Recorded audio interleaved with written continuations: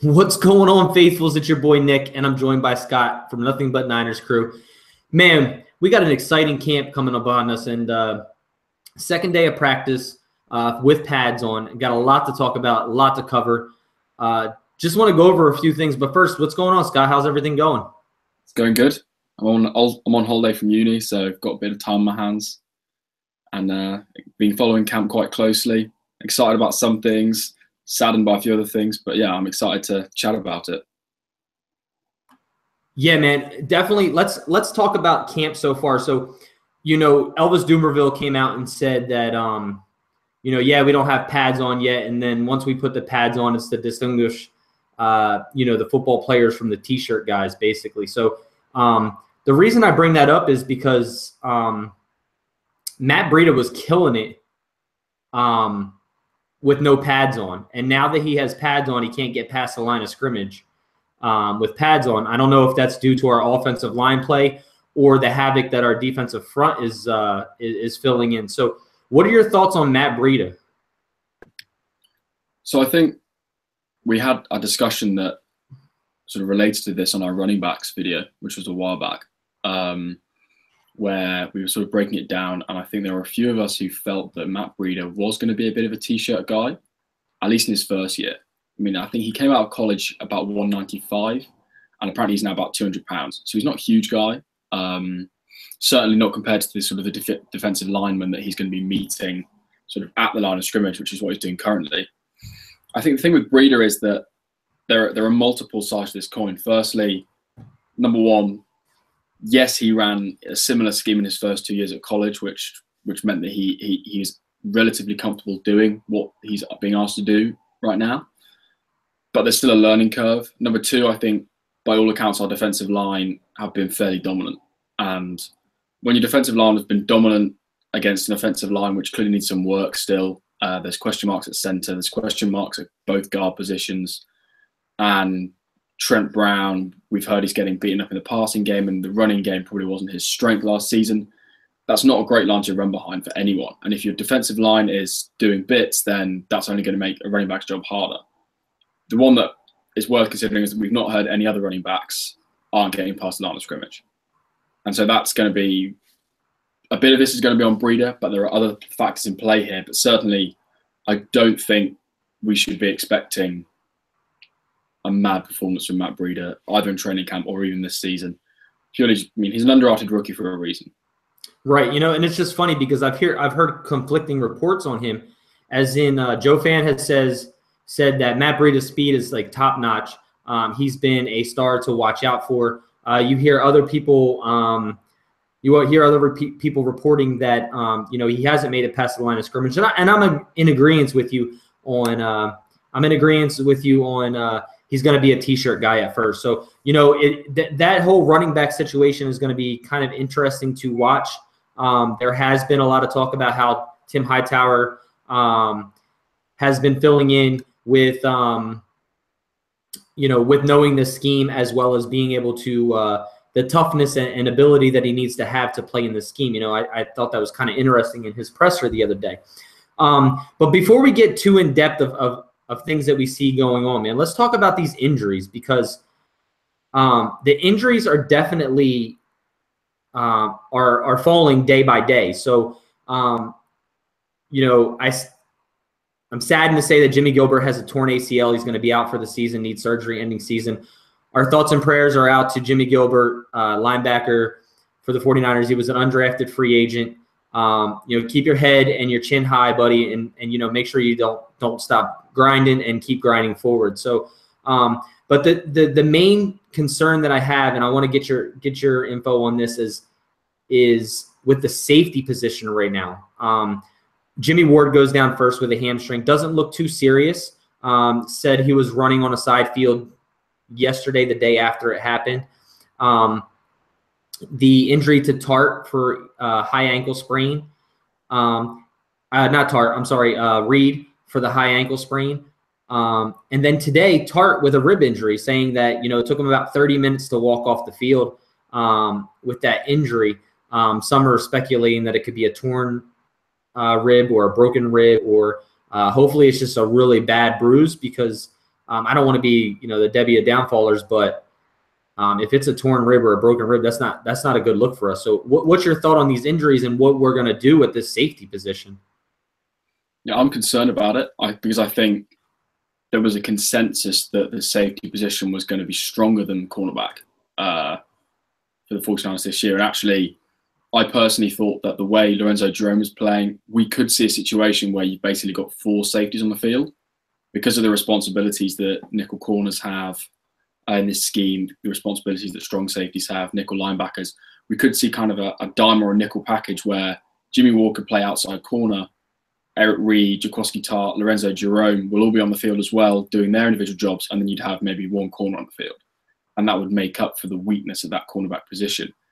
And right now, we literally don't have a safety other than Lorenzo Jerome and Chancellor James and Vinny Sunseri. And obviously, I'm not sure about Sunseri, but I'm pretty sure, I know Jerome and James are undrafted free agents, so I think Sunseri may have been or was a late round pick.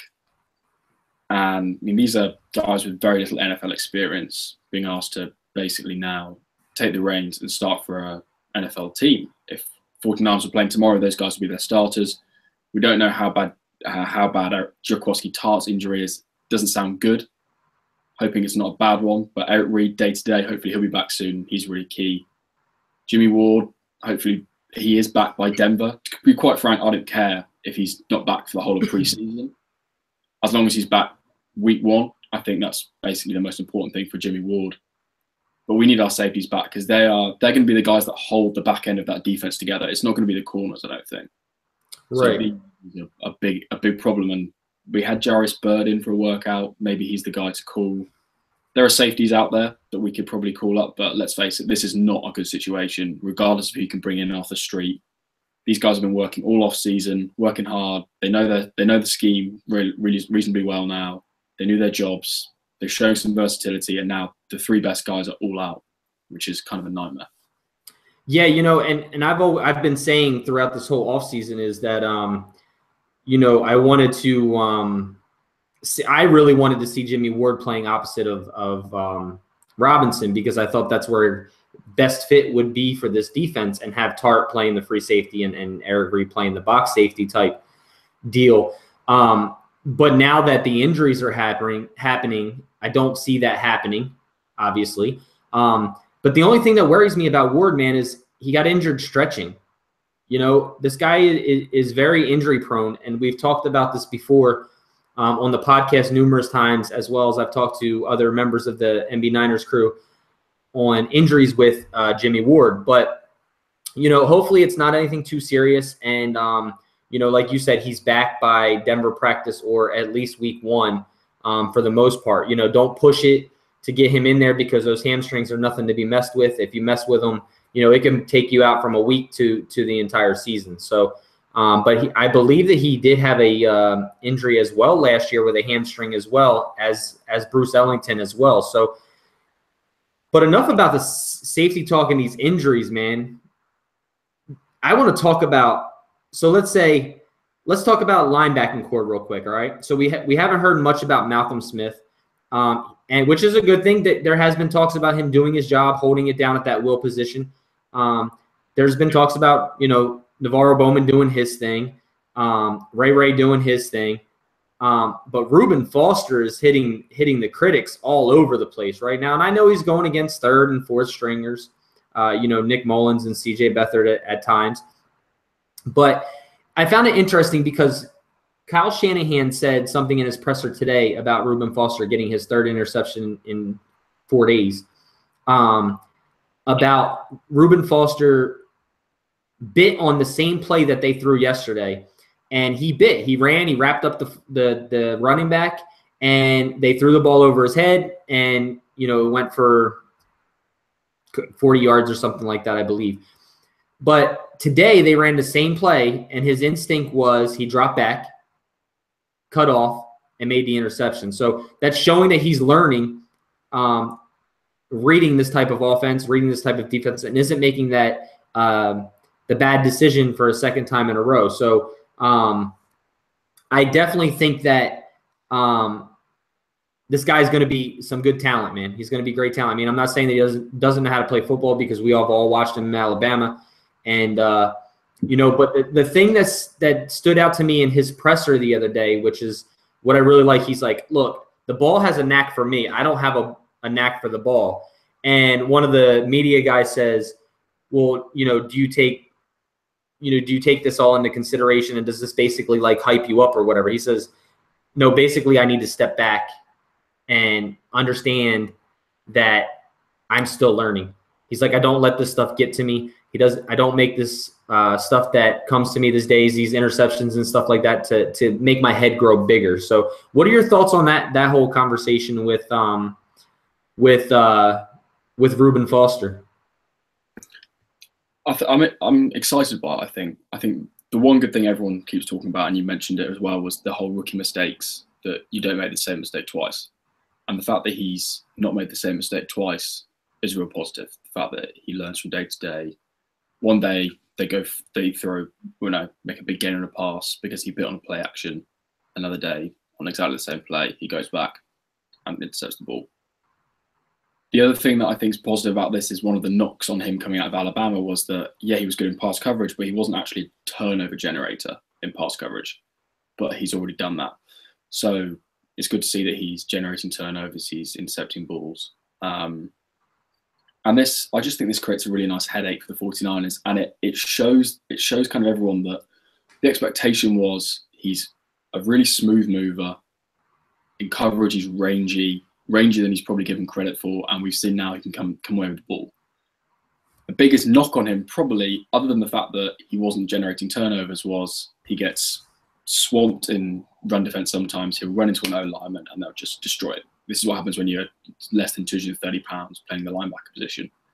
And that happened at college. At the NFL level, it will happen as well. And there was obviously the idea that there was an issue potentially with him leaving his assignment and freelancing a little bit, guessing on plays, overcommitting, and again, sort of being swamped on a run play or taking himself out of the play.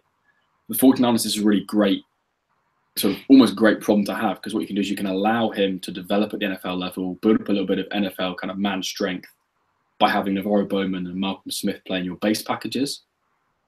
But he's starting to show the coverage stripes that make you think he can play nickel. He can be a nickel linebacker as a rookie. He can do all that coverage stuff. And this is an area that Malcolm Smith has struggled.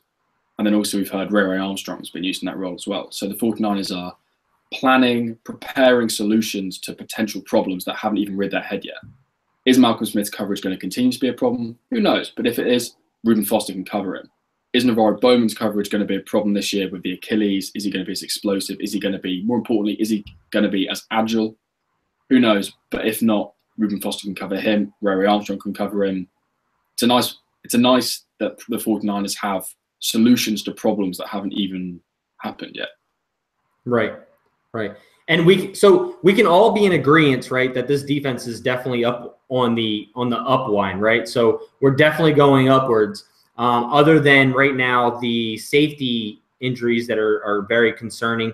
We'll have to wait to hear more on that to actually get a good feel about that. So, let's pray that, Eric Reed's high ankle sprain isn't as bad. Let's hope that Tart's rib injury isn't that bad.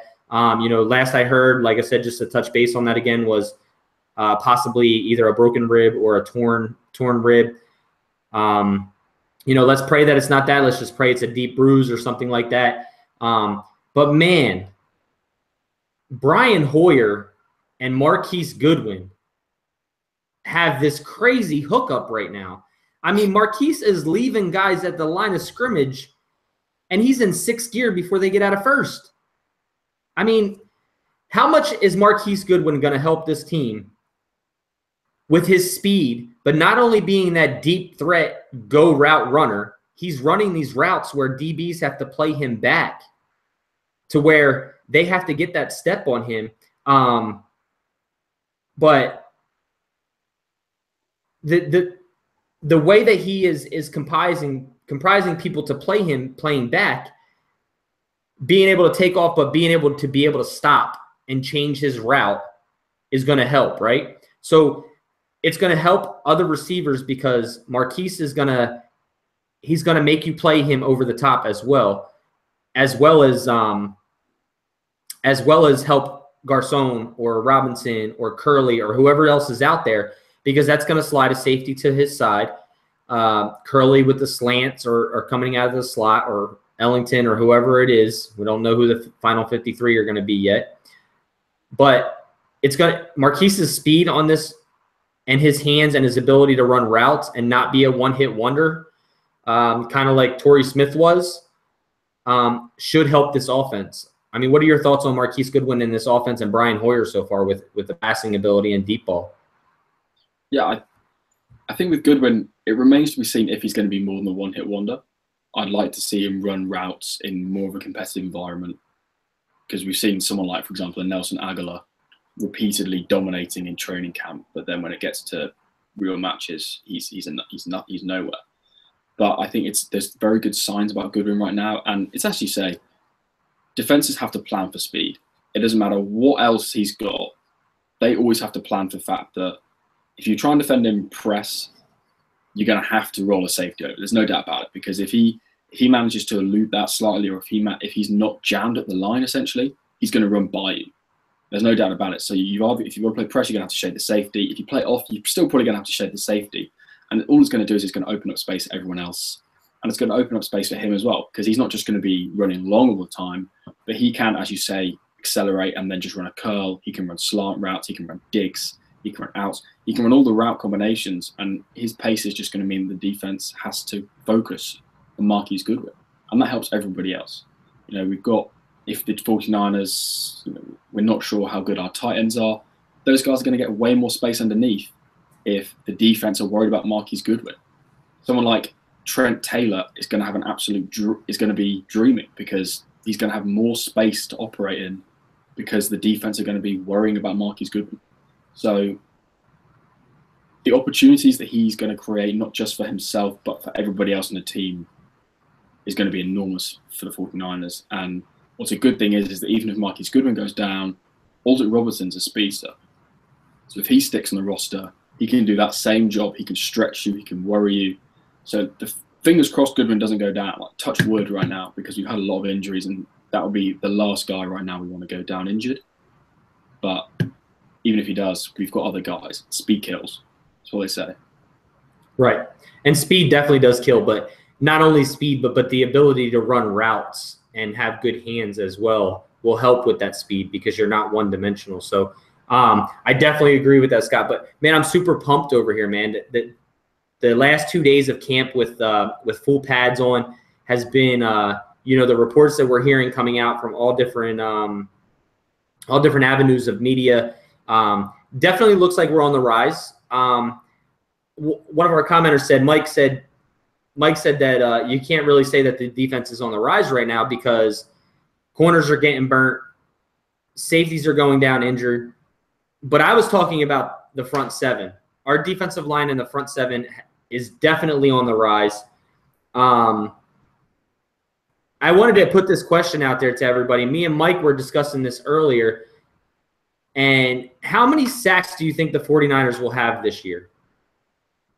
Right? So we were talking about that. I'm not going to tell you what Mike's answer was to me. I just want to kind of see what people are feeling on that. And you don't need to put it in a comment section or the live chat, but tweet at us and tell us how many sacks you think that the 49ers will have this year. Also, guys, we have 6 tickets to give away for the open practice. I just want to throw this in there real quick.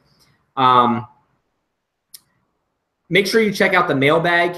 We're going to be giving away a pair of tickets to the best question asked for the mailbag. Scott will fill you in on that a little bit later. Also, we'll be going live on YouTube Wednesday night, and we will have some questions to ask. And if you feel that you want to answer those questions live, you can give us a call. We'll be broadcasting. We'll give you that telephone number once again. You can call in, and you can go on and answer those questions that we have.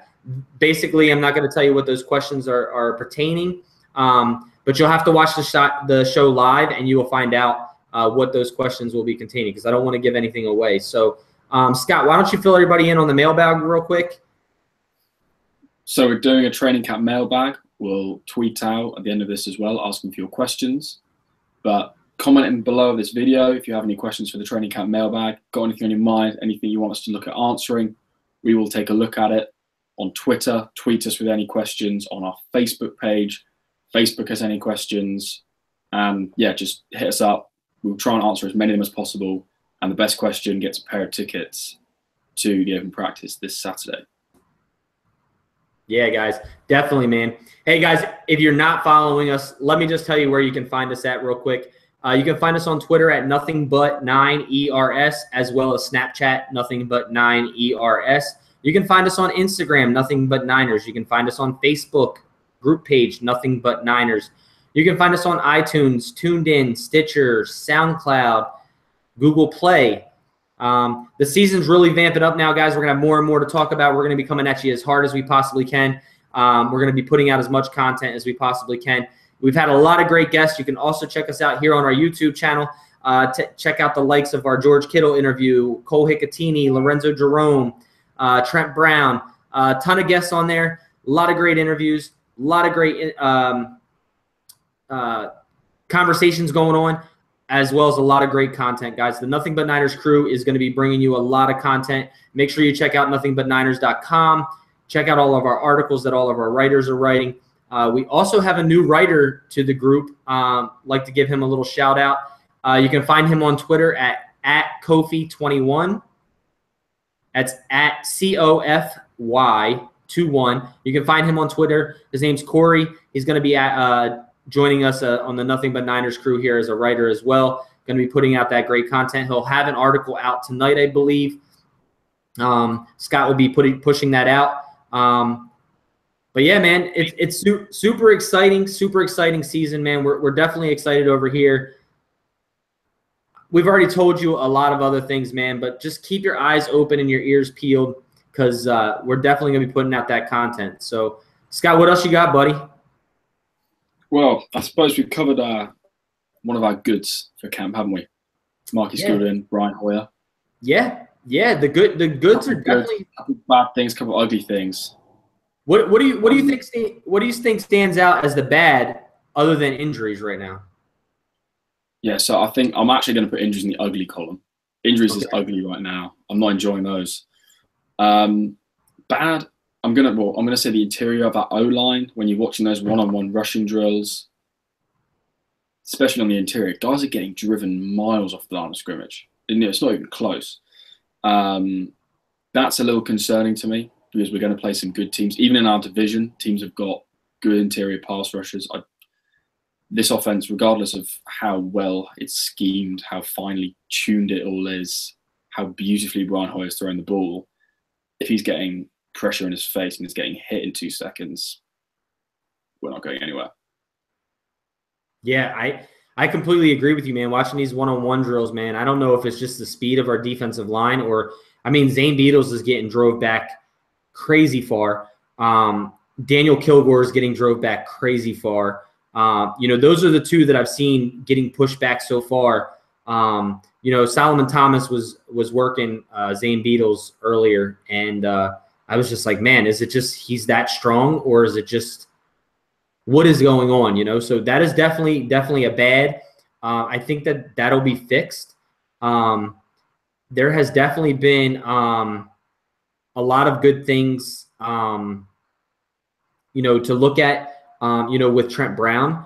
Trent Brown did give up 5 sacks in one game, but that was basically on one-on-ones. And I think once we get into 11-on-11s, you're not hearing as much about people getting driven back. So one-on-ones I'm okay with, but once we start playing team activities, practices and preseason games, as well as games, shit's got to tighten up. I definitely agree with that. So, I mean, I can agree with you on that being the bad. So do you have any other bads? I probably would mention the corners. Purely, it's not fair to judge them on one-on-ones, because what they're basically being asked to do is like a cover zero play every single play. And there's a reason cover zero is barely called. But what I will say is that it doesn't sound like Ahkello Witherspoon is really pushing either Reeser and Dante Johnson. And whether that was unfair fan expectation of him because he's 6'3", whatever, and actually he was never going to push those guys, then fair enough. But still, Reeser and Johnson aren't, by all accounts, aren't doing a great deal. And that's worrying that those two aren't performing at a particularly high level. It's alleviated somewhat by the strength of our front seven, and hopefully will be alleviated somewhat by the fact that we have 3, maybe even 4 safeties who can play kind of regular snaps and mean that there are just 1 or 2 genuine corners out there. But a little asterisk with the corners, it sounds like the nickel corners are playing well. So Will Redmond and K1 Williams. Does that mean the 49ers take a flyer on Will Redmond and say, right, well, we're actually going to put you outside for a little bit? I think he's capable of that. I think at sort of a few weeks ago, I thought he would be actually the number 3 corner because he could go inside and outside, and Rashard Robinson would do the same. So Rashard Robinson would just would follow the opposition's number 1 receiver at times. I thought Will Redmond had that advantage over K1 Williams. So I'm interested to see if they start looking at Redmond in particular because of his height. He's 6 foot, I think, so he's about Reese's size. He's a bit taller than Williams. Whether they start looking at him as a potential number 2 corner and then have Williams and Redmond in there, because I'm not excited about Dante Johnson or Keith Reeser. Yeah, I've always been big on wanting to see Will Redmond. I have watched some clips of him. He doesn't look as fast as I thought he was, but that could just be the angles of the videos and stuff like that. I'm not physically out there, but I agree with you. I think that is a possibility. Touching on Ahkello Witherspoon, myself and Mike just had this conversation today, I believe, that is it us or does he just not have that drive? He's just really well-toned, low-spoken. He's not a dog. He doesn't really he doesn't get into it on the football field. Like, he's not like fierce. He's not, just because of his height and stuff like that. So, is he just, Mike said that, he talks about how he wants to be a doctor and stuff like that. So, if you want to be a doctor, go be a doctor. Don't come here. If you're not going to get raw and physical and do those kind of things, then I don't think that we need that right now. So I'm not holding that against the guy. I'm not saying that that's not who he is, but I want to hear more of aggressiveness from Ahkello Witherspoon more than, than the not so being aggressive. So I guess we'll see. I don't mind his off-field demeanor. If he's calm and chill off-field, then I don't mind that. I think quite a lot of the 49ers players are. I mean, we had Lorenzo Jerome on, and he was a pretty chill guy, laughing and joking, but on-field, he's a dog. Yeah, and that's what I mean. Like, you can't miss that dog on the field. Yeah, we want that dog on the field. We don't know about Witherspoon. It could be a confidence thing. He's coming out of college, and he might not have within him the confidence that someone like a Rashard Robinson has, who, as soon as he came into the 49ers camp, was chatting smack at everyone. He was really giving it all that, and he's continued this year. Hopefully, some time with Robinson will bring that out of him. I don't need him to be talking smack. We want to be playing hard. I don't know if he is or not. We unfortunately haven't been able to go and watch camp. You're working, and I'm the wrong side of the Atlantic Ocean. But hopefully, he is giving some dog, and we'll see in preseason. I think. Hopefully we'll see some physicality out of him. Hopefully we'll see some good coverage stuff out of him. I think he's got all the tools. It's just, can he bring it together? And I'm really excited to see him. But I think we should, after hearing what we've heard so far, we probably need to temper expectations for Ahkello Witherspoon going forward. I don't think he's going to be a week 1 starter, and if he is, that's probably more of an indictment of what Reeser and Johnson have been up to than what Witherspoon has done. Right. There's a lot of guys talking. Go Hard saying that Witherspoon's a beanbag player.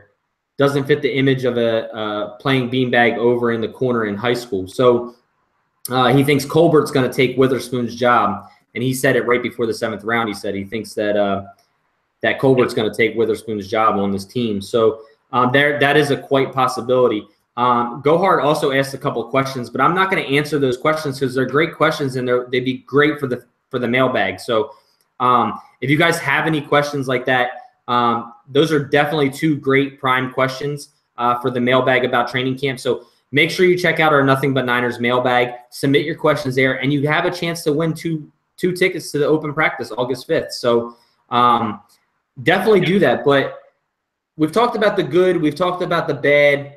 We've talked about the ugly a little bit. The ugly being injuries. I mean, we really can't touch much more on injuries, but other than injuries, what else is ugly, Scott? What do you think? What else is ugly? I think we heard a little bit about Capri Bibbs getting himself put on burner by the running backs coach Bobby Turner. So that's an interesting one. He's a kind of a weird pickup who appears to have some attractive Kyle Shanahan traits. He can catch the ball at the backfield. He's a good zone runner, kind of a one-cut, foot in the ground, get to the next level, bit of chunk about him, can run over linebackers, that kind of thing. So hearing that is kind of ugly. You don't expect to sort of hear a coach really kind of going after a player and basically not talking to him for a whole session. It suggests that Bibbs is not listening, which is a sad indictment of a man who was undrafted and has basically bounced around kind of the Broncos practice squad active roster, and now he's in San Francisco, having not necessarily cost us a pick because we got Trent Taylor out of the trade. Right. You want to see a return on the investment that we made in him, and right now he appears to not be doing that. And the other one would be, I think, Joshua Garnett.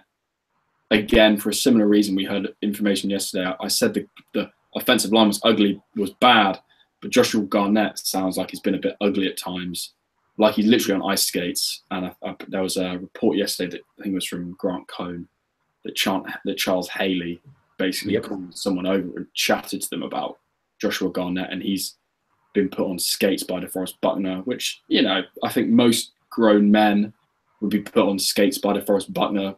DeForest Buckner could probably have the pair of us on skates with one arm, but you expect better from an NFL caliber, sort of highly offensive lineman, guard.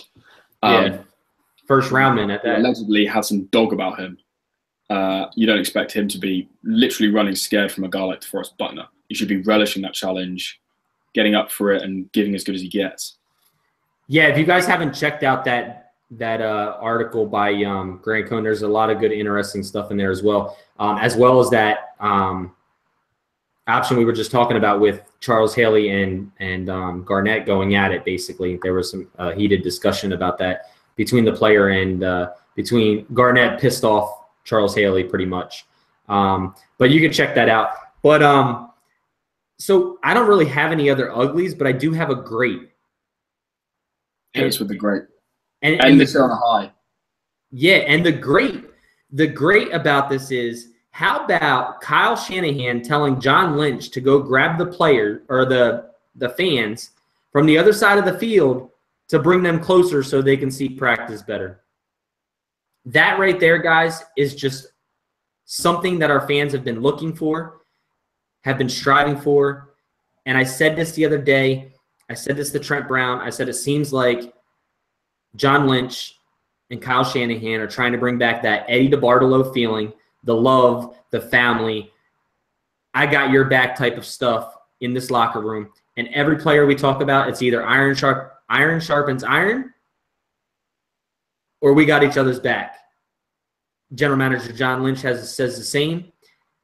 Guys, that's a great feeling, man. That's a great feeling. That's a great insight as to where our team is headed. If we can continue to stay on that pace, get players to play like dogs on the field, I think we'll be all right. Anything, Scott? Anything else? You amend that season prediction up then? Were you a 10-6 man? You gonna? No, man. Look, I went on a splurge, and I said that at first I had us 10-6, but now that I see this defensive line playing, I think this defense, the front seven, is going to get us at least 2 wins by themselves. So I'm gonna go 12-4. Oh my days. So I've been bold with my predictions. I know it. I've always been that way. I'm going to continue to say it. I love this team. I'm very optimistic. I thought that we could pull out 9, maybe 10 wins. The only thing that hurts me with that prediction right now is we got to get our secondary healthy, right? Got to get our secondary healthy. So, got to get our secondary healthy. We got to be able to have the likes of Dante Johnson and Rashard Robinson holding the corners down on the outside, as well as the safeties being healthy. But this front seven, man, this might be the next making, man. Guys, like I said, tweet at us. Let us know you watched the show. Let us know how many sacks you think this front seven will get. Well, just the 49ers defense in total will get this year. So I think we had 26 last year, right? Or 23, something like that. 23 or 26. There's a lot more.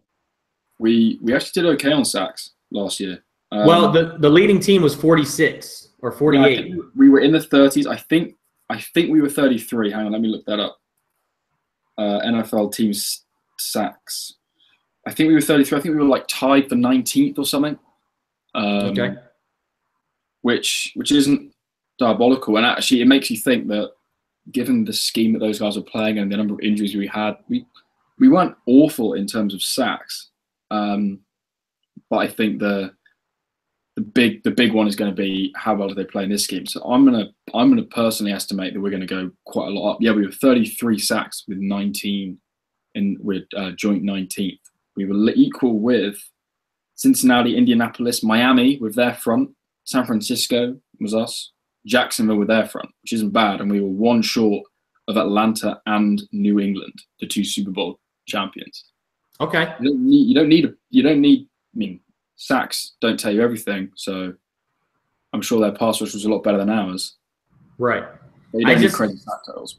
I just think it's a good topic of conversation, just thinking about how many we have. So, all right, so Scott looked it up. We had 33 last year, tied for 19th, right? So what do you guys think this front seven can get us? How many sacks do you think this front seven can get us? So make sure you tweet at us, nothing but 9 ERS on Twitter. Let us know what you think how many sacks we'll get. So, all right, so yeah, guys, you heard it here, 12-4. I'm saying 12-4, and that really depends on our secondary. You can call me crazy, call me whatever you want, but I'm a very optimistic, and I love the hell out of this team. So that's my thoughts on it. I think this defense gets us 2 wins. All right, 2 wins by itself. I think Brian Hoyer is going to surprise the hell out of a lot of people this year, as well as Marquise Goodwin and this receiving core that we have. So, Scott, you got anything else, buddy? Just remember to send those mailbag questions in. Comment below, tweet us, Facebook, everything. Just get us those questions and we'll try and answer as many of them as we can. Yeah, guys, get that mailbag questions in. Scott will handle that. It'll be out Tuesday or Wednesday morning, I believe. Wednesday morning. But yeah, you can find us on Twitter, nothing but 9 ERS. Same as Snapchat, nothing but 9 ERS. Nothing but Niners on Instagram, nothing but Niners on Facebook, nothing but Niners on YouTube. SoundCloud is Talk 49ers with Nothing But Niners. That's SoundCloud, iTunes, TuneIn, Stitcher, Google Play. And most of all, nothingbutniners.com, guys. You can check us out. Check all our articles out there. Content is updated daily. If you have any other questions, hit us up. We take all the feedback, criticism, constructive criticism, whatever it is, we take it all. We are putting out the best content for you guys. Make sure you follow us on any avenue or every avenue. Have your notifications set. Hit the like buttons. Subscribe to our YouTube channel. And above all else, stay faithful. We out.